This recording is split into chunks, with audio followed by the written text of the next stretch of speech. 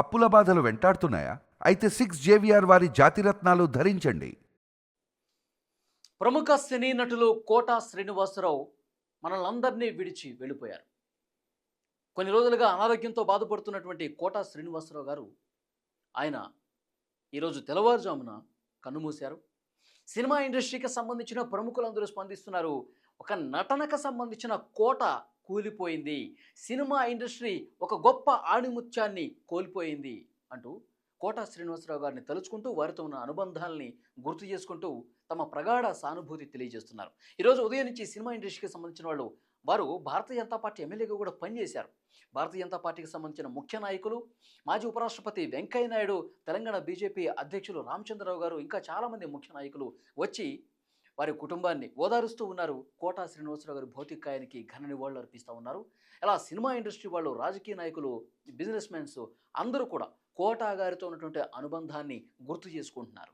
కోట శ్రీనివాసరావు గారు కొన్ని వందల సినిమాల్లో ఆయన యాక్ట్ చేసి తెలుగు ప్రేక్షకుల గుండెల్లో సుస్థిర స్థానం సంపాదించుకున్నారు. తండ్రిగా, తాతగా, ఒక రాజకీయ నాయకుడిగా ఇలా ఎన్నో పాత్రలకు జీవం పోశారు కోట శ్రీనివాసరావు గారు. పిసినారిగా పొట్ట చెక్కలయ్యేలా ఒక పక్క నవ్విస్తారు. విలన్గా ముచ్చెమటలు పట్టించే విధంగా కోట శ్రీనివాసరావు అద్భుతమైన నటన పండించారు. మధ్యతరగతి తండ్రి, అల్లరి తాతయ్య, అవినీతి నాయకుడు, కామెడీ విలన్, నవ్వించే పోలీసు, మాంత్రికుడు, ఇలా ఎన్నో అద్భుతమైన పాత్రలతో ఆయన ప్రేక్షకుల హృదయాలను కొల్లగొట్టారు. ఇక క్యారెక్టర్ ఆర్టిస్టులో ఇతర భాషల గురించి తెలుగు పరిశ్రమకు వచ్చిన వాళ్ళే ఎక్కువ.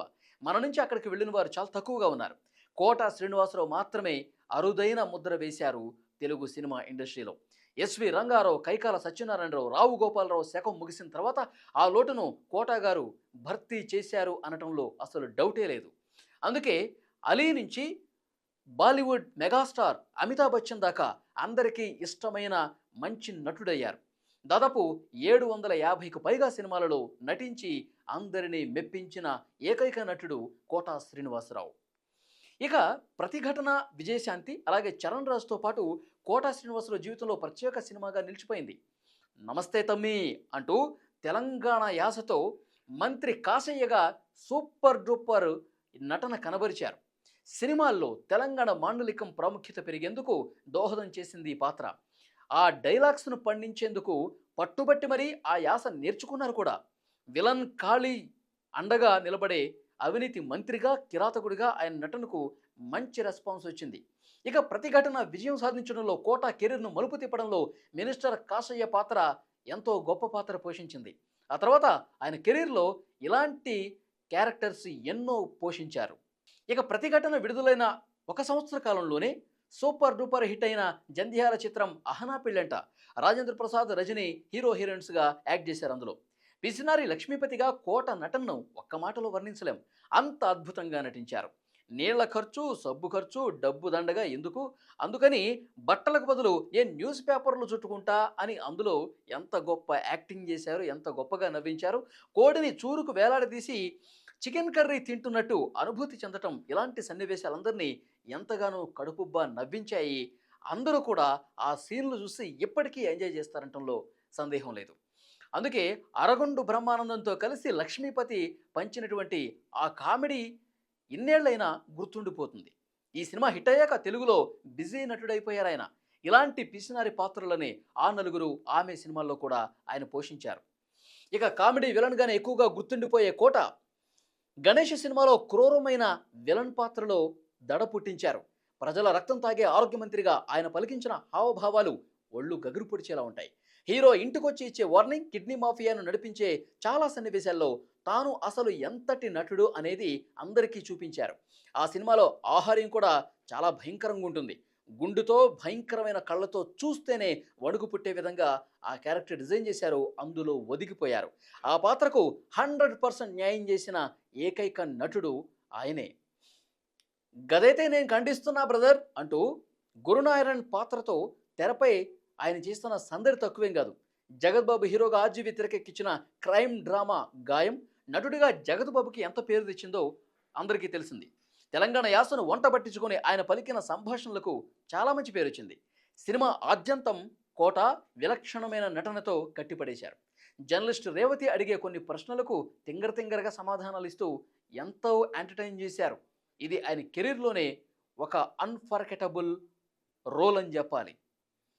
భద్రం బీ కేర్ఫుల్ బ్రదరు, భర్తగా మారకు బ్యాచులరు అనే పాటతో పెళ్లి వద్దని హితబోధ చేసే అలాద్దీన్ మనీ సినిమాలో ఎంతగా నటించారు, మెప్పించారు. ఆర్జీవి నిర్మించిన ఈ చిత్రంలో బట్లర్ ఇంగ్లీష్తో ప్రేక్షకులను మనసారా నవ్వించారు. దీనికి కొనసాగింపుగా మనీ మనీలో కూడా ఇదే పాత్రతో వచ్చిరాని ఇంగ్లీష్తో కామెడీ పండించారు ఆయన. పురాణాల మీద, నీతి నిజాయితీల మీద ఆయన చెప్పే డైలాగ్స్ విపరీతంగా ఆకట్టుకుంటాయి.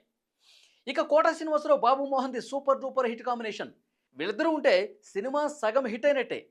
ఇక మామగారులో చేసేటటువంటి యాక్టింగ్ ఎవరు మర్చిపోతారు చెప్పండి.